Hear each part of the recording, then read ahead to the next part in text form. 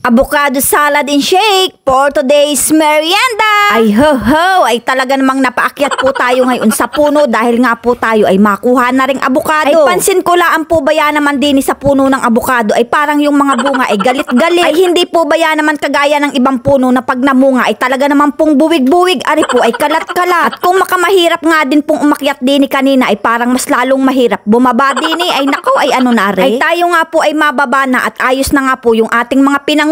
Ay buti na nga lang po mga kaprensi yung pinanguha nating avocado ay hindi nagkaroon ng bitak. Kahit nga po inilaglaglaang natin sa lupa. Ay parang ulo ko nga lang din po ari makamatigas ang pagka-avocado. At pagkatapos nga po nating aring panguhain ay atabunan naman po natin ari ng damit para po ay madaling mahinog. At jaran, hinog na ang ating avocado ay di baga nga nipot napakabilis. Ayaan nga po pala ay 3 araw nating pinahinog. Bali nga po ang agawin natin sa ating nahinog na avocado ay agawin naman po nating salad. Maiba naman po sa lagi nating inakain na inalagyan ng gatas, asukal at saka po ay mga gulaman. At kung kayo nga po ay nagapapayat, abay pwedeng arin na nga laan po ang inyong kainin kahit nga po hindi na kayo magkanin. Ay kaya laan po mga kaprensi, ang avocado po talaga ay seasonal kung mamunga. Ay ang bunga nga po na rin ay kasunod na uli ay sa isang taon ay anong tamad po. Kaya nga po pag namunga ang ating mga tanim na avocado, abay magpasawa na nga po tayo. At dahil nga po ay may mga tanim pa tayong mustasa ay alahukan nga po natin ari ng ganari. Ay ari naman po ay optional laan. Pwede rin po kayong maglahok ng celery. At para nga po matanggal ang kanyang pait ay alagyan nga po natin yan ng asin at saka po ay ating alamasin. Ay sarap na sarap po ba yan naman akong inagawa aring salad. At lagyan mo nga laan po ari ng itlog na pula at saka ay kalamansi, abay pwede ng papakin. Pagkatapos nga po nating lamasin yan sa asin ay atin naman pong hugasan yan. Ay hindi nga po natin atapon yung makukuha nating buto sa ating pinahinog na avocado. Dahil nga po yan ay ating akod ko rin tapos alagay natin sa buti at alagyan natin ng alak o kaya ay alkohol. Dahil napakaganda po talaga nitong pampahid lalo na nga po sa masasakit nating kasukasuan o kaya ikaw ay may rayuma. Kaya nga po pag makain kayo ng avocado ay alunukin ninyo ang buto ay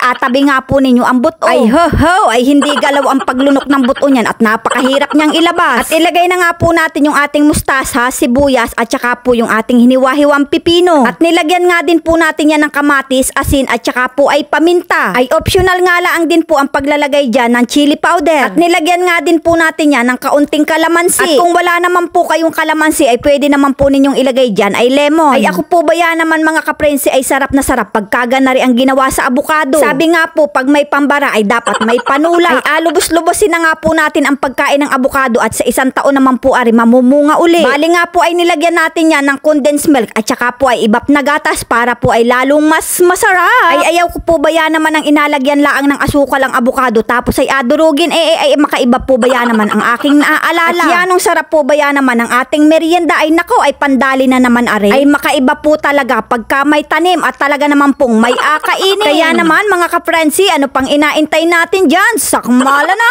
At napakaganda nga po ng ating baso. Ayan po talaga ay pangmalakasang baso pa ng aking itay. Kaya nga po mga kaprensi, gusto kong inasalad ang avocado ay hindi po talaga siya nakakaumay. Kaya naman mga kaprensi, kung naibigan nyo nga po aring video yung are, palike and share na lang po. Maraming salamat!